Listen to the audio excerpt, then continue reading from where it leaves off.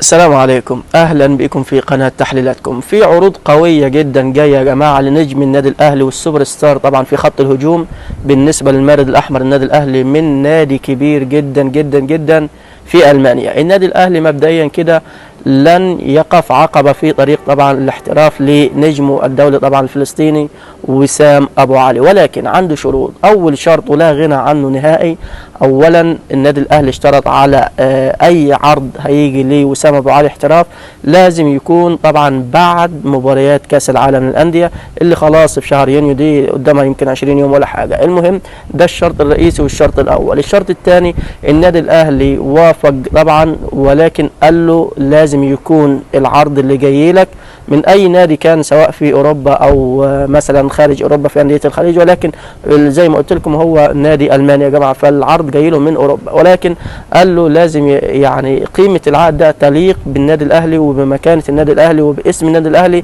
يعني تزيد على 6 أو 7 مليون دولار، ما تقلش عن 6 7. مبدئيا النادي الاهلي اشترى وسام ابو علي في شهر يناير اللي فات، الموسم الجديد اللي احنا فيه ده اللي ينتهي مثلا بعد كام يوم، اشتراه تقريبا ب 2 مليون يورو، يعني تقريبا قول 2 مليون دولار. تمام.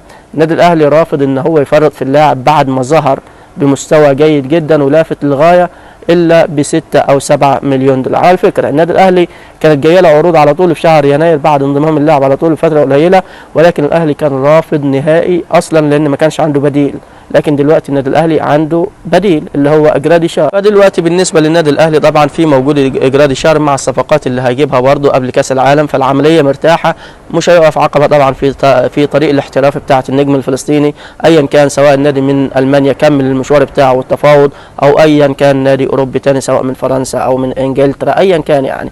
المهم النادي الاهلي حط الشرطين الاساسيين، اول شرط بعد كاس العالم، ثاني شرط يا جماعه لازم تكون القيمه الماليه كبيره وتليق باسم وقيمه النادي الاهلي اللي هي حددها طبعا النادي الاهلي 6 أو 7 مليون دولار علشان يكون كسبان في الصفقه دي. اصلا هو مشتريه زي ما قلنا ب 2 مليون دولار. ده يا جماعه باختصار كل ما يخص طبعا العروض المقدمه للنجم الفلسطيني وسام ابو علي، والنادي الاهلي وافق عليها ولكن بالشروط اللي احنا قلناها. في النهايه ما تنسوش الدعم المجاني، الاشتراك في القناه والاعجاب بالفيديو وتفعيل الجرس على اشعارات الكل علشان يوصلكم كل جديد. كان معكم قناه تحليلاتكم، سلام عليكم.